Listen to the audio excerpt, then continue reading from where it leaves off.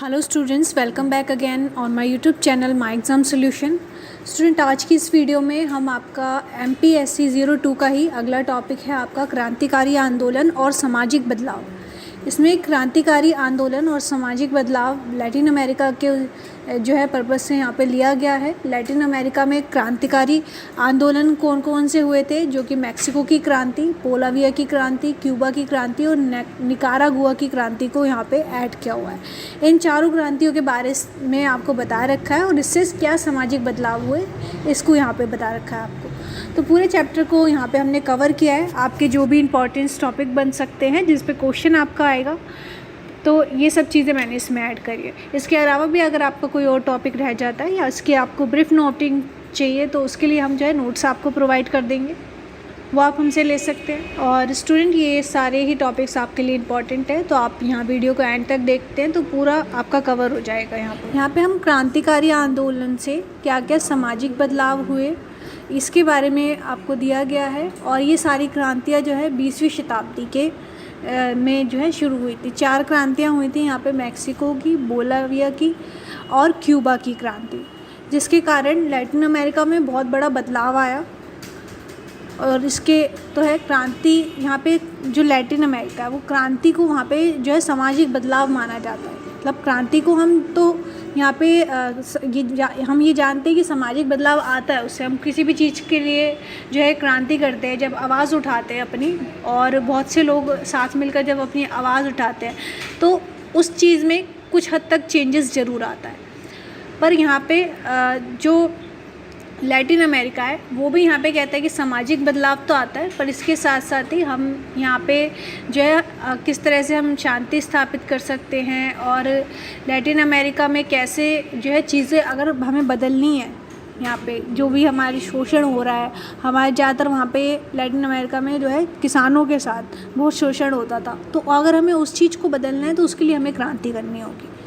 तो Latin America में क्रांति को हिंसा, सामाजिक बदलाव अथवा शासन में बदलाव के अर्थ में लिया जाता था। यानी कि अगर हमें अपने शासन में बदलाव करना है, समाज में बदलाव करना है, तो हमें क्रांति करनी होगी। वह यहाँ की तानाशाही सैनिक शासन के संदर्भ में भी क्रांति शब्द का प्रयोग किया गया है। यानी जो तानाशाही सैनिक शासन है उसको भी हटाने के लिए हम जो है क्रांति का उपयोग यहाँ पे कर सकते हैं। 20वीं शताब्दी की यहाँ पे 4 सफल क्रांतियाँ हैं। एक मैक्सिको की क्रांति 1910 में जो कि हुई थी, बोलाविया की क्रांति 1952, क्यूबा की क्रांति 1959 में और निकारागुआ की 1979 में। इन क्रांतियों के बारे में स्टूडेंट मैं आपको बताऊंगी, आप इसको ध्यान से सुने पूरा। अगर आपको इन क्रांतियों के बारे में पता है, इजीली आपका पूरा चैप्टर यहाँ पे कवर हो चुका है। और कुछ टॉपिक अगर आपका रह जाता है यहाँ पे तो वो आपको नोट्स में प्रोवाइड हो जाएगा। सबसे पहले क्रांति के यहाँ पे कारण क्या थे। लैटिन अमेरिका में किसानों, स्थानीय लोगों का विस्थापन सबसे पहला कारण था। यहाँ पे जो वहाँ के किसान थे और स्थानीय लोग थे उनको यहाँ से विस्थापित कर दिया गया था। और स्थानीय लोगों को स्पेन के कुलीनों अथवा संयुक्त राज्य अमेरिका के निगमों ने अनेक पारंपरिक स्थानों से हटा दिया, जिस कारण वे लोग अपनी सामुदायिक ज़मीनों से वंचित हो गए। यहाँ पे जो कुलीन वर्ग थे, जो ज़्यादा जिनके पास ज़मीन थी या फिर ज़्यादा जो शक्तिशाली थे, उन लोगों ने जबरन जो किसान लोग होते हैं उनकी ज़मीनों पर अपना कब्ज़ा कर लिया और वहाँ से उन लोगों को हटा दिया। और उन लोगों को अगर काम करने के लिए भी दिया जाता था तो वो भी उन्हीं की ज़मीन पे वो लोग काम कर रहे थे, और इस तरह काम कर रहे थे कि वो उनके दास हों जैसे कि। तो इस तरह से जो है उन पे शोषण किया जा रहा था, उन्हीं की ज़मीनें हड़प ली और उनसे काम करवा रहे हैं, जिस कारण वे लोग अपनी सामुदायिक ज़मीनों से वंचित हो गए। वह ये क्रांति का एक कारण बना। सबसे जो प्रमुख कारण था वो यही था कि उन लोगों की ज़मीनें उनसे छिन गई थी और सारे कुलीन वर्गों ने उस पर अपना कब्ज़ा कर लिया था, और इसी कारण जो है यहाँ पे ये सारी क्रांतियाँ हुई थी। तो सबसे पहले हम पढ़ेंगे मैक्सिको की क्रांति। इसका जो नेतृत्व था वो ज़पाटा ने किया था। इसके बारे में मैंने आपको जो है पिछले चैप्टर में भी बताया था स्टूडेंट। यहाँ पे ज़पाटा जो है कुछ नियम लेकर आते हैं जिससे कि वहाँ पे कुछ बदलाव ला सके और किसानों के हक़ के लिए हम क्या क्या कर सके, इसके बारे में उसने बताया। 1910 और 20 के बीच मैक्सिको में हुई क्रांति का नेतृत्व एमिलियानो ज़पाटा कर रहे थे। जिन्होंने मैक्सिको में कृषक वर्ग के सुधार के लिए कानूनों का निर्माण कराया था। कई तरह के कानूनों का निर्माण करवाया, कई ऐसे जो है योजनाएं बनाई गई जिसके कारण जो भी लोग इनका शोषण कर रहे हैं उनको, अगर वो ज़मीन नहीं भी दे रहे तो उनको कम से कम मुआवजा वो किसानों को दे। इस तरह का यहाँ पे कार्य चलाया गया। दी प्लान डी सैन पटोसी प्रमुख घोषणा पत्र था, जिसमें कहा गया था जिन लोगों ने बलपूर्वक सामुदायिक भूमि पर गैर कानूनी कब्जा कर लिया है उसे वापस किया जाए। यहाँ पे ये जो सबसे पहले उन्होंने प्लान लेकर आए थे, दी प्लान डी सैन पटोसी, थोड़ा जो है यहाँ पे मुश्किल नाम है, आपको ये याद करना पड़ेगा, इसके बारे में आपको ज़रूर लिखना है।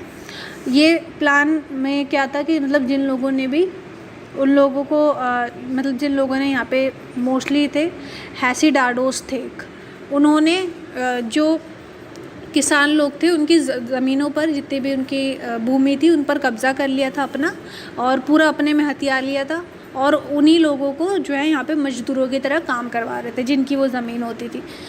तो यहाँ पे जो हैसिडाडोस थे सबसे पहले इनको हटाने के लिए यहाँ पे प्रयास किया गया था। सबसे पहला प्लान इनका दी प्लान डी सैन पटोसी, ये इसी कारण जो है ये असफल हो गया था। मतलब यहाँ पे जिन लोगों ने मतलब बलपूर्वक सामुदायिक भूमि पर गैर कानूनी कब्जा कर लिया उसे वापस किया जाए, इसलिए ये चलाया गया था। पर यहाँ पे भी काफ़ी विद्रोह हुए इससे भी पहले और इसके अंदर भी, पर ये जो है इतने सफल नहीं हो पाए थे। तो ये प्लान जो था एक टाइम पे आके काफ़ी टाइम तक चला, पर एक टाइम पे आके जो ज़पाटा थे उनको ये एहसास हो गया था कि हम जो है भूमि उनसे वापस नहीं ले पाएंगे। तो यहाँ पे इस प्लान को भी जो है यहाँ पे फेल हो गया था। पर यहाँ पे दूसरा ही फिर अगर हम, क्योंकि पता था वो सामने वाले लोग भी ज़्यादा शक्तिशाली है, भूमि तो हम उनसे नहीं ले सकते पर हम उनसे मुआवजा ज़रूर ले सकते हैं कि अगर वो लोग भूमि नहीं दे सकते तो हम मुआवजा निकलवाएंगे। तो इसके लिए प्लान डी आयला नवंबर 22, 1911 में चलाया गया था। गैर कानूनी भूमि पर कब्जे को हटाकर देशज लोगों को वापस कर दिया जाए। इस घोषणा पत्र में भूमि सुधार आंदोलन में महत्वपूर्ण स्थान रखा, यानी कि जो उस देश के लोग हैं उस क्षेत्र के, उन लोगों की वो भूमि है और उनको वो वापस कर दी जाए जो कि दूसरे लोगों ने आके दूसरे क्षेत्रों से आके उस भूमि पर अपना कब्जा कर लिया है। तो ये चीज़ें हमें जो है वापस चाहिए, इसके लिए चलाया गया। इसके अनुसार लोगों को अपनी भूमि को वापस लेने के लिए तुरंत दावे करने चाहिए, और जिन लोगों की भी भूमि छिन गई है वो अपनी आवाज़ उठा सकते हैं इसमें, इसके लिए बात की गई। या जिन लोगों को अभी भूमि को वापस लेने में कठिनाई आ रही है उन लोगों को 2/3 क्षतिपूर्ति मुआवजा का भुगतान तुरंत किया जाए। यहाँ पे मुआवजा का भुगतान जो है 2/3 इसकी रकम तय की गई थी कि हमें जो है 2/3 मुआवजा आपको देना चाहिए। तो यहाँ पे सबसे प्रमुख इसमें यही था कि हमें मुआवजा चाहिए। और जो हैसिडाडोस इस आंदोलन का विरोध करेंगे उनकी सारी भूमि राष्ट्रीयकरण कर दी जाएगी और इस प्रकार की घोषणा की जाए। मतलब या तो आप हमें मुआवजा दे दो या फिर आपकी जो भूमि हम पे जो हमारी भूमि पर आपने कब्ज़ा कर लिया है उसका हम राष्ट्रीयकरण कर देंगे, यानी कि नेशनलाइज कर देंगे उसको। जो विदेशी लोग होंगे फिर उनका जो है हक हो जाएगा यहाँ पे। तो ये भूमि ना फिर उनकी रहेगी, उनके लिए फ़ायदेमंद रहेगी, ना हमारे लिए। तो इस तरह से तो ये सबसे सफल रहा था। प्लान डी आयला जो है 22 नवंबर को 1911 में चलाया गया था। इसके बाद बोलाविया की क्रांति 1938 में पैराग्वे के हाथों चाको युद्ध यहाँ पे जो है प्रमुख था। 1932-35 होने के बाद बोलाविया को ग्रैंड चाको के लगभग 100,000 वर्ग मील भूमि का दावा छोड़ना पड़ा था। यहाँ पे जो ग्रैंड चाको थे उसको मतलब कि पैराग्वे जो थे यहाँ पे चाको युद्ध के दौरान ही उनको ये भूमि छोड़नी पड़ी थी। उन्होंने पूरा अपना हक कर लिया था। इसमें 1952 से 64 तक ये चला था। राष्ट्रवादी क्रांतिकारी आंदोलन MNR व्यापक रूप से बड़ी पार्टी के रूप में उभरा।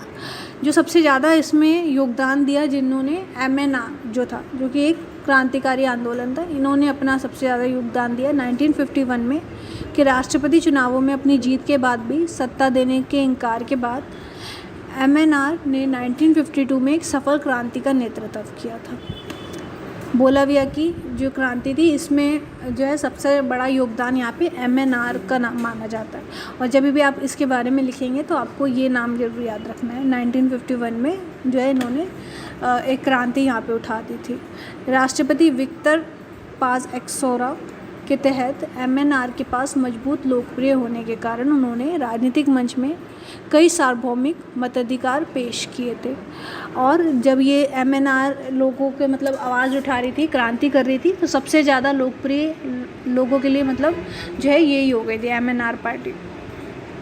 तो ये सबसे ज़्यादा इनको लोकप्रियता मिली यहाँ पे, सबसे ज़्यादा मताधिकार यानी कि वोट भी इन्हीं को मिले, और जिस कारण जो है इन्हीं का शासन यहाँ पे हो गया। तो इस तरह से इसमें जो है ज़्यादा कुछ नहीं था आपका बोलाविया की क्रांति।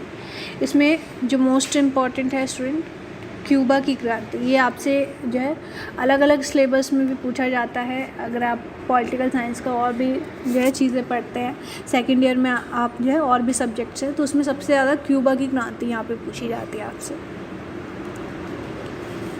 यहाँ पे क्यूबा की क्रांति क्या थी? ये भी लैटिन अमेरिका का ही एक देश था, पर इतना क्रांति होने के बाद अमेरिका के जितने भी देश थे उन्होंने इसे अपना जो है देश मानना अस्वीकार कर दिया था। क्यूबा मतलब एक जो है छोटा सा महाद्वीप है, आसपास के इसके जितने भी महाद्वीप है उन सबसे मिलकर इस बना है, तो इसलिए इसको देश भी कहते हैं। तो यहाँ पे क्यूबा में अभी तक जितने भी नेता आए थे वो सारे भ्रष्ट होते थे।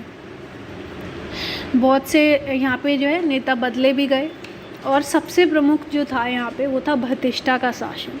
बतिस्टा सबसे भ्रष्ट था यहाँ पे, मतलब सबसे ज़्यादा जो है लोगों को किस तरह से मुझे उसकी ज़मीनें हड़पनी है, किस तरह से उनसे फ़ायदा निकलवाना है, ये सब बतिस्टा का शासन में था। 1952 में जो है बतिस्टा का शासन क्यूबा में आया, और इसे ये किस वजह से आया था? अमेरिका का समर्थन इसे प्राप्त था। अमेरिका जो है उसकी क्यूबा पे नज़र थी, वो चाहता था, जब हमने शीत युद्ध के बारे में पढ़ा था तब भी हमने देखा था कि अमेरिका जो है क्यूबा पर अपना हक जमाना चाहता है। और यहाँ पे अमेरिका ने इसीलिए बतिस्टा को वहाँ का शासन चलाने के लिए कहा।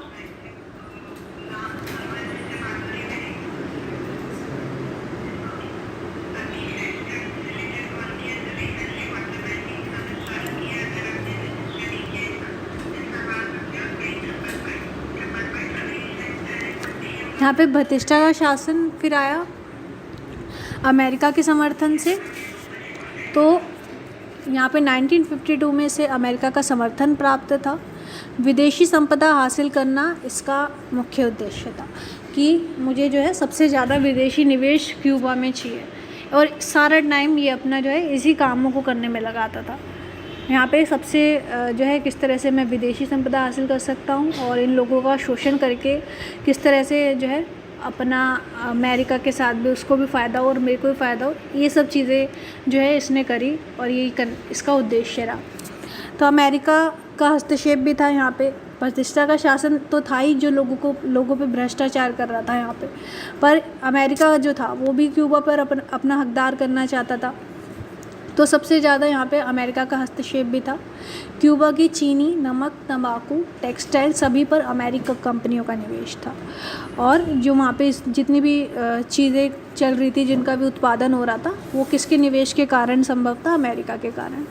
तो इसी कारण अगर कोई देश जो हम पे निवेश कर रहा है इतना, और इतना फ़ायदा हमें उससे हो रहा है, तो वही देश जो है या फिर जो कंपनी है, जिस ये टॉपिक हमने बहुराष्ट्रीय कंपनी में भी पढ़ा था, तो बहुराष्ट्रीय कंपनी की तरह जैसे कि अमेरिका की कंपनियां जो है क्यूबा में खुली, तो अब जो क्यूबा देश था उसको भी अमेरिका की बात ही यहाँ पे माननी पड़ती थी, क्योंकि वो निवेश कर रहा है हर चीज़ में।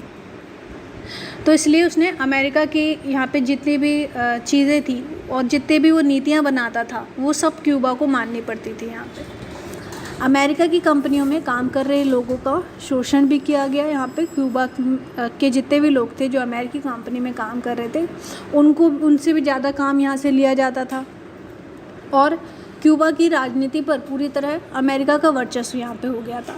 यानी कि कोई भी देश अगर हमारे देश में निवेश करता है तो हमें उसकी थोड़ी नीतियाँ माननी पड़ती है। पर अमेरिका ने तो यहाँ पे क्यूबा पे पूरा ही कब्ज़ा अपना कर लिया था।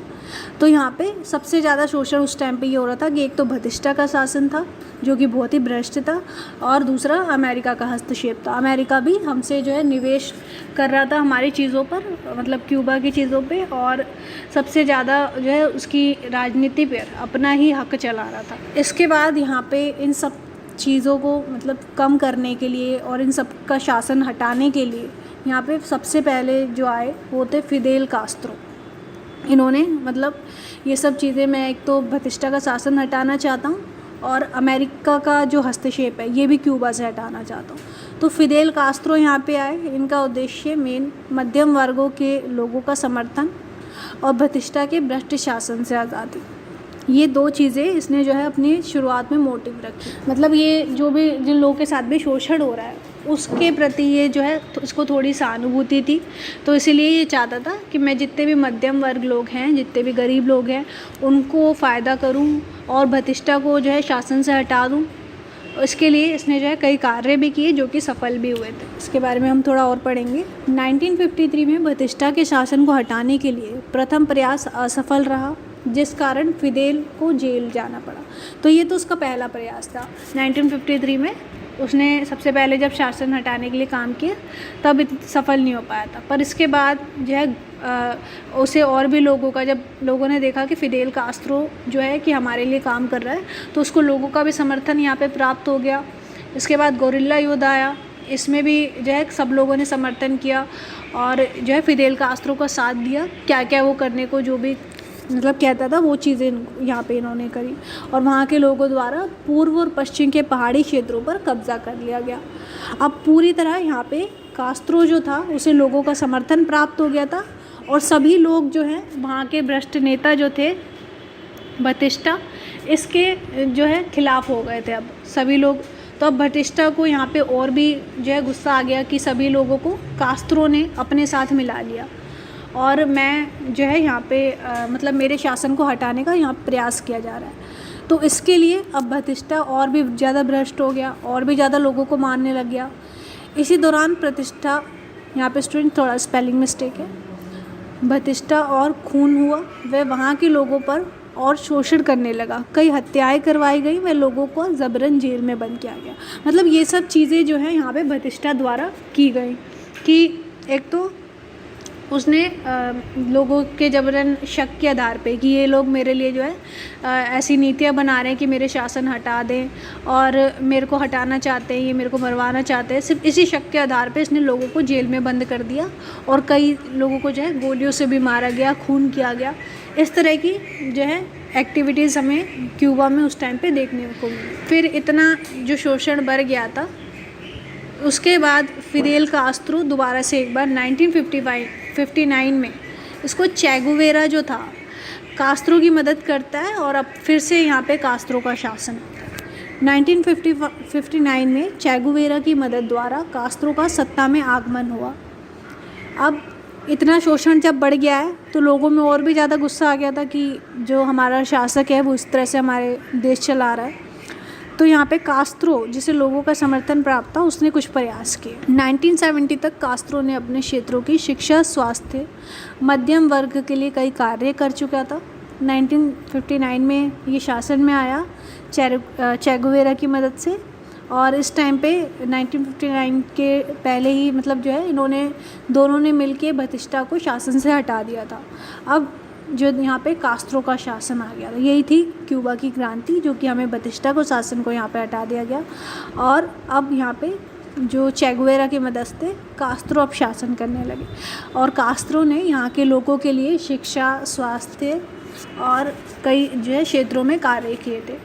वह सभी कंपनियों का इसने राष्ट्रीयकरण कर दिया, नेशनलाइज कर दिया सभी कंपनियों को।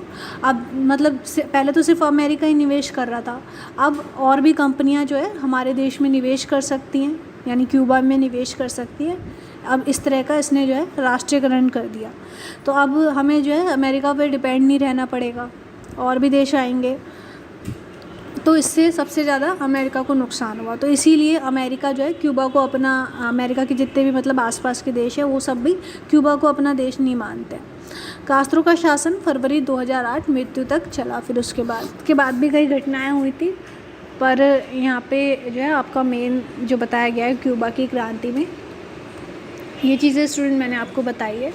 और ये अगर आपको पता है कि किस तरह से पहले बतिस्टा ने यहाँ पे शासन किया और कितना भ्रष्ट नेता था, और फिर अमेरिका का भी इसे समर्थन प्राप्त था, तो कितना शोषण यहाँ पे बढ़ गया था। फिर उसके बाद फिदेल कास्त्रो आए, उन्होंने इस शासन को हटाने की सोची और उन्होंने अपने कुछ उद्देश्य तय किए, और यहाँ पे चे गुवेरा की मदद से उन्होंने अपने जो है आगमन किया यहाँ। तो यहाँ पे सबसे ज़्यादा जो है कास्त्रो का शासन मेन माना जाता है। ये चीज़ें आपको याद रखनी है। तो स्टूडेंट यहाँ तक अगर आपको हमारा चैप्टर समझ में आया होगा, आई होप आप इसके नोट्स भी ले सकते हैं हमसे।